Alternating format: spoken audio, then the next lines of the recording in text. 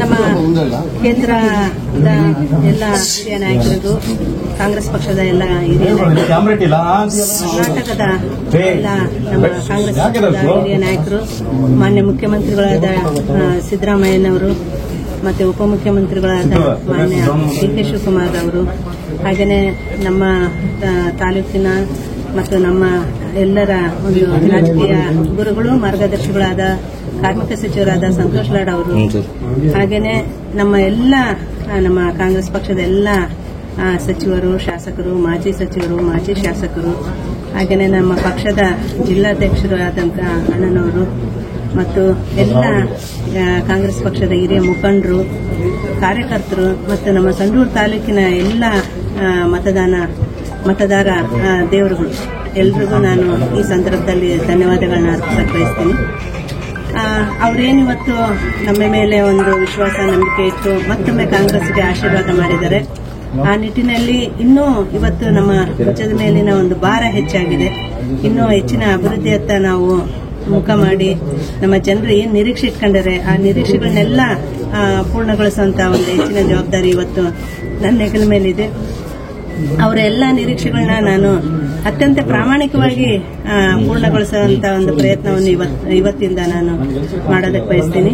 ಹಾಗೇನೆ ನಮ್ಮೆಲ್ಲ ಪ್ರಬುದ್ಧ ಪ್ರಜ್ಞಾವಂತ ನನ್ನ ಸಂಡೂರಿನ ಮತಕ್ಷೇತ್ರದ ಎಲ್ಲ ನನ್ನ ಸಂಡೂರಿನ ಜನತೆಗೆ ನಾನು ಈ ಮೂಲಕ ಧನ್ಯವಾದಗಳನ್ನು ಅರ್ಪಿಸಕ್ಕೆ ಬಯಸ್ತೀನಿ. ಹಾಗೇನೆ ನಮ್ಮ ಪ್ರತಿ ಬಾರಿ ಕೂಡ ನಮ್ಮ ಕಾಂಗ್ರೆಸ್ ಪಕ್ಷವನ್ನು ಕೈ ಬಿಡದೆ ಬೆಂಬಲಿಸ್ತಾ ಇದ್ದಾರೆ, ಹಾಗೇನೆ ಮುಂದೆ ನಡೆಸ್ತಾ ಇದ್ದಾರೆ. ಅವರಿಗೆ ನಾವು ಇನ್ನೂ ಹೆಚ್ಚಿನ ರೀತಿಯ ಒಂದು ಸೇವೆಯನ್ನು ಸಲ್ಲಿಸೋದಕ್ಕೆ ನಾನು ಇಷ್ಟಪಡ್ತೇನೆ. ನಾವು ಮಾಡಿದಂತ ಅಭಿವೃದ್ಧಿ ಕೆಲಸಗಳು, ಹಾಗೇನೆ ನಮ್ಮ ಸರ್ಕಾರದ 5 ಗ್ಯಾರಂಟಿಗಳು, ಹಾಗೇನೆ ಎಲ್ಲ ಈ ಮೊಟ್ಟ ಮೊದಲೇ ಬಾರಿಗೆ ಒಬ್ಬ ಮಹಿಳೆಗೆ ನಮ್ಮ ತಾಲೂಕಿನಲ್ಲಿ ಅವಕಾಶ ಮಾಡಿಕೊಟ್ಟಿದ್ದು, ಅದು ಕೂಡ ಎಲ್ಲ ಮಹಿಳಾ ಮತದಾರರಲ್ಲಿ ಒಂದು ಉತ್ಸಾಹವನ್ನು ತುಂಬಿತು. ಆ ನಿಟ್ಟಿನಲ್ಲಿ ಎಲ್ಲರೂ ಟೀಮ್ ವರ್ಕ್ ತರ ಕೆಲಸ ಮಾಡಿ ಇವತ್ತು ಮತ್ತೊಮ್ಮೆ ಕಾಂಗ್ರೆಸ್ನ ಒಂದು ವಿಜಯ ಬಾವುಟನ್ನ ಹಾರಿಸೋದ್ರಲ್ಲಿ ನಮ್ಮೆಲ್ಲ ನಾಯಕರು ಮತ್ತು ಕಾರ್ಯಕರ್ತರು ಇವತ್ತು ಸಫಲರಾಗಿದ್ದಾರೆ. ಅವರ ಒಂದು ಈ ಕೊಡುಗೆ ಏನಿದೆ ಅದನ್ನ ನಾನು ಮುಂದಿನ ದಿನಗಳಲ್ಲಿ ನಾನು ಸೇವೆ ಮೂಲಕ ವಾಪಸ್ ಕೊಡೋದಕ್ಕೆ ಬಯಸ್ತೀನಿ. ತಮಗೆಲ್ಲರಿಗೂ ಮಾಧ್ಯಮದ ಸ್ನೇಹಿತರಿಗೆಲ್ಲ ಹೇಳ್ತಾನೆ ಬಂದಿದ್ದೆ, ಯಾವುದೇ ಆತಂಕ ಇಲ್ಲ ನಮಗೆ. ನಾವು ಸಂಪೂರ್ಣವಾಗಿ ಮತ್ತೊಮ್ಮೆ ಇಲ್ಲಿ ಕಾಂಗ್ರೆಸ್ನ ಭದ್ರಕೋಟೆಯನ್ನು ನಾವು ಬಲಪಡಿಸತಕ್ಕಂಥ ಕೆಲಸ ಮಾಡ್ತೀವಿ ಅಂತ ಹೇಳಿದ್ದೆ. ಆ ನಿಟ್ಟಿನಲ್ಲಿ ಇವತ್ತು ನಮ್ಮ ಸಂಡೂರು ತಾಲೂಕಿನ ಜನತೆ ನಮ್ಗೆ ಆಶೀರ್ವಾದ ಮಾಡಿ ಮತ್ತೊಮ್ಮೆ ನಮ್ಮನ್ನ ವಿಧಾನಸಭೆಗೆ ಕಳಿಸಿದ್ದಾರೆ. ಇಲ್ಲ, ಕಳೆದ ಬಾರಿ ನಾವು 49% ನಾವು ಇದು ಮತಗಳನ್ನು ಪಡೆದಿದ್ವಿ.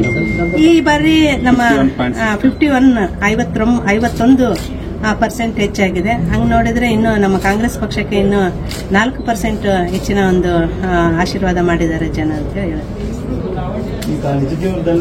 ನಮ್ಮ ಸಂಡೂರು ತಾಲೂಕಿನ ಜನ ಆಗಿರ್ಬೋದು, ನಮ್ಮ ಬಳ್ಳಾರಿ ತಾಲೂಕಿನ ಜನತೆ ಆಗಿರ್ಬೋದು, ನಮ್ಮ ಮೇಲೆ ಒಂದು ಭರವಸೆ ನಂಬಿಕೆ ಇಟ್ಟು ಇವತ್ತು ಇಬ್ಬರನ್ನು ಆರಿಸಿ ಒಬ್ಬರನ್ನ ಲೋಕಸಭೆಗೆ ಒಬ್ಬರನ್ನ ವಿಧಾನಸಭೆಗೆ ಕಳಿಸಿರ್ತಕ್ಕಂಥದ್ದು ನಮ್ಮ ಇಬ್ಬರಿಗೂ ಇವತ್ತು ಹೆಚ್ಚಿನ ಜವಾಬ್ದಾರಿ ಇದೆ ಈ ತಾಲೂಕಿನ ಮತ್ತು ಜಿಲ್ಲೆಯ ಒಂದು ಅಭಿವೃದ್ಧಿ ಮಾಡೋದಕ್ಕೆ.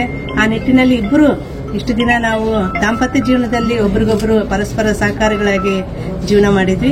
ಇನ್ಮೇಲೆ ರಾಜಕೀಯ ಜೀವನದಲ್ಲಿ ಕೂಡ ಅದು ಪರಸ್ಪರ ಸಹಕಾರ, ಸಹಾಯ, ಹಾಗೇನೆ ಒಬ್ರಿಗೊಬ್ರು ಒಮ್ಮತದ ಒಂದು ನಿರ್ಧಾರಗಳೊಂದಿಗೆ ಜಿಲ್ಲೆ ಮತ್ತು ತಾಲೂಕಿನ ಸರ್ವಾಂಗೀಣ ಅಭಿವೃದ್ಧಿಗೆ ಇಬ್ಬರು ದುಡಿತೀವಿ ಅಂತಕ್ಕಂಥ ಮಾತನ್ನು ನಾನು ಹೇಳೋದಕ್ಕೆ ಈಗ ಸದ್ಯ ನಾವು ಎಲ್ಲ ನಮ್ಮ ಮಾನ್ಯ ಮುಖ್ಯಮಂತ್ರಿಗೂ ಬಂದು ನಮ್ಮ ಅತ್ಯಂತ ಬೇಡಿಕೆ ಮಲ್ಟಿ ಸ್ಪೆಷಾಲಿಟಿ ಹಾಸ್ಪಿಟಲ್ಗೆ ಆಗಲೇ ಅವರು ಭೂಮಿ ಪೂಜೆ ನೆರವೇರಿಸಿದ್ದಾರೆ. ಹಾಗೇನೆ ನಮ್ಮ ಸಂಡೂರು ಬಸ್ ಸ್ಟ್ಯಾಂಡ್ದು ಭೂಮಿ ಪೂಜೆ ನೆರವೇರಿದೆ. ಅವನ್ನೆಲ್ಲ ಅತಿ ಶೀಘ್ರದಲ್ಲಿ ಮುಗಿಸಿ ಜನರ ಸೇವೆಗೆ ಅದನ್ನ ಅರ್ಪಣೆ ಮಾಡತಕ್ಕಂಥ ಕೆಲಸವನ್ನು ನಾನು ಆದಷ್ಟು ಅದನ್ನೇ ಮೊದಲನೇ ಪ್ರಥಮ ಆದ್ಯತೆಯಾಗಿ ನಾನು ಮಾಡೋದಕ್ಕೆ ಬಯಸ್ತೇನೆ. ಬಳ್ಳಾರಿಯ ನಿರಂತರ ಸುದ್ದಿಗಾಗಿ ಬಳ್ಳಾರಿ ಬೆಳಗಾಯಿತು ಚಾನೆಲ್ನ ಸಬ್ಸ್ಕ್ರೈಬ್ ಮಾಡಿ ಹಾಗೂ ಬೆಲ್ ಐಕಾನ್ ಒತ್ತಿ.